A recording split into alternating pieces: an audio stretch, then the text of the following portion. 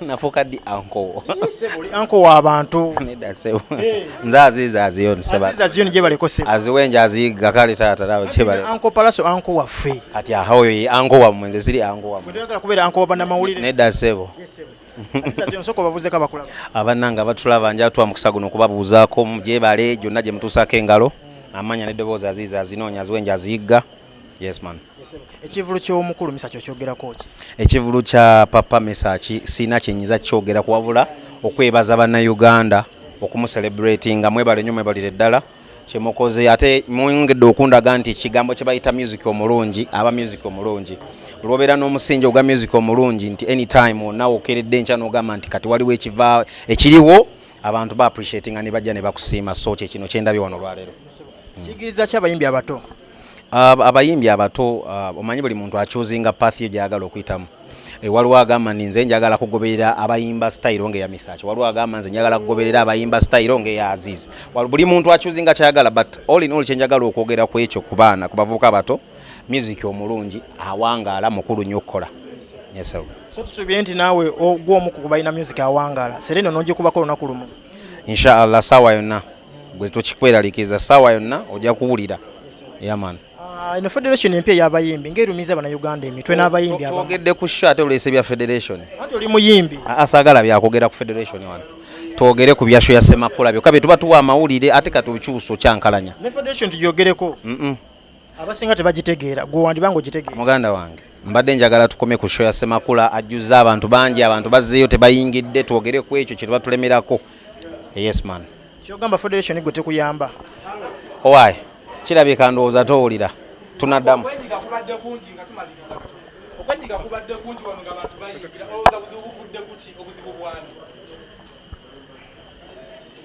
bannaye munansoyi kale sebo gye baleko sebo kale nya we balikuba bantu muziki ku kivulu kya papa layira bakubye obakubye mbadde mu ndoomo ng'obakubisa enduulu bambi babalina kujja kuwagira papa kino kye twagala mu ndongo kifaananyi kikyolabye mu ndeeyo bannange sirabangako Serena Bukyanga oba ndoza zonna zenzize nga ndaba nga zamaanyi sirabangako show ejjudde bweti abantu ne babagoba ne basigala nga baagala okulingiza oshegeera yes nga bagala ninawe nja okutuula ninawe naatuukira ninawe nayingira nga buli omu alaba alina wayinza okwenyiga okuyingira so ekyo ekintu ekikoleka maka nyene media mugamba band music teyina bawagizi babadde babogera nti band music yagwa lozo kirabye bagamba omuntu okwogera ennyo sikwekola ki sikwe kusinga fena tulina kukozesa bikolwa okola ebikolwa ate bw'okola ekirungi n'abantu basiima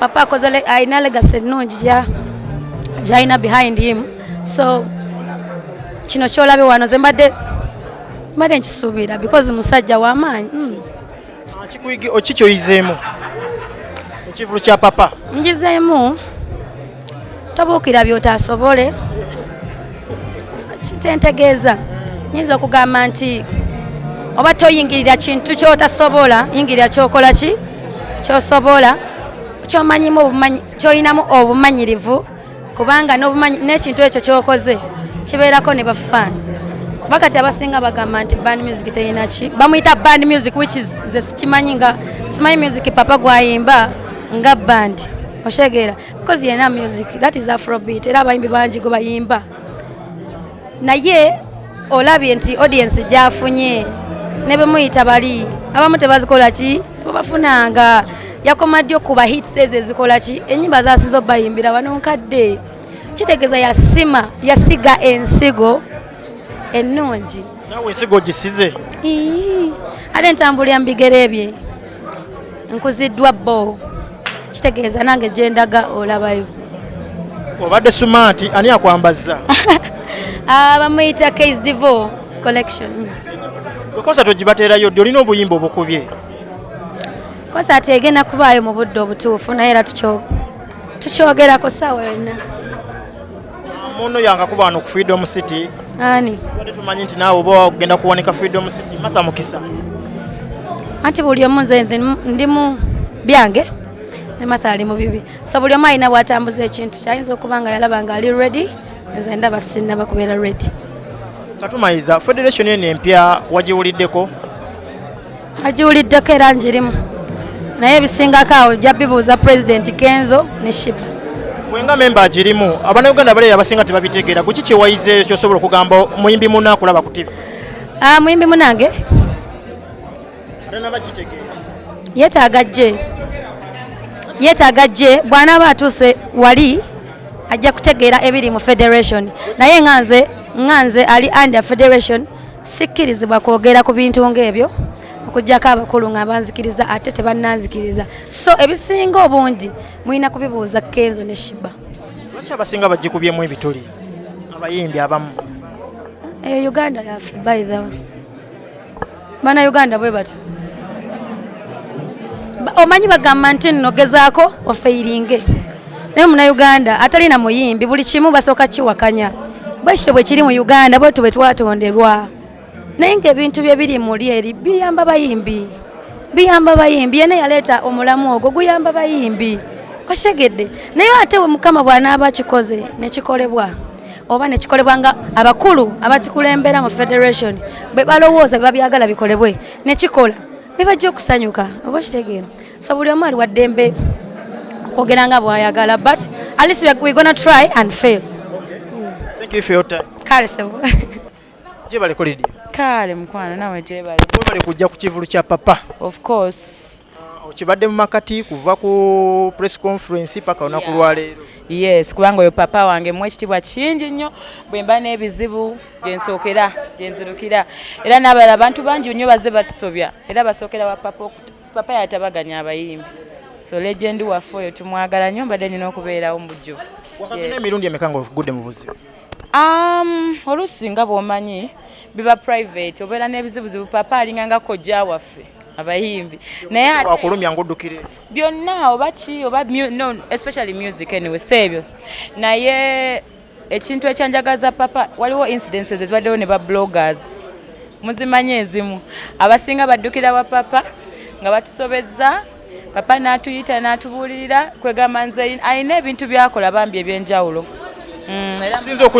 blessinga kivulu kyekisinza onyuma kye naakalaba kyekisinza okunyumira ku kivulu olunaku lwali ku Serena nze kwegansi buli kimu abayimbi abantu sibalabangako ku Serena bwe bati buli kimu papa bagobye abantu nze emmotoka twazire seeri okitegeera babawunsayi batulese paka eno so man kyakabi nze kiraba ennyamba y'olunaku lwaleero gy'okubye ebyange mubimanyi ebyo byo byeyogerera bayita batye nze nga nze LJ mumanyi mu bubuzidde autu okitegeera byonna lwakyogera ku sikati ennene era olabye yaako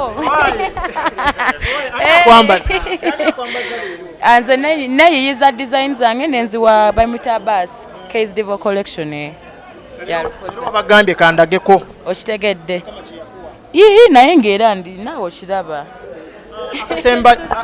akasembayo abantu abadde boogerera nti band music yagwa ku kyolabye wanene obagamba ki? Nedda man waliwo abantu ani agamba ebyo just nti omanyi music akyuka that's the fact nti generation zikyuka tekitegeeza nti yagwa abantu nga papa ffe tukuza kyola music wawe paka kati abo baba bali ku level ate endala okitega kiba kya level ndala kati nti papa yene waba talina hit song right now asonga bwolaba so tegeka Serena n'agikuba n'erugogo n'akuba n'ewalala kati yava mu ebyo kati yalina level gy'aliko n'abalala I don't know nze gwenso so laba akikola nga sangako Serena bweti ate n'abantu okunyumirwa show sikirabangako essanyu nze sigenda ku stage tondabye ku stage kikulaga nti kino kibadde kyanjawulo bambi ate papa akisaana mukama mulungi kale mukwano ogenda ofumbira omwami tukenga tebannafuluma nti mukwano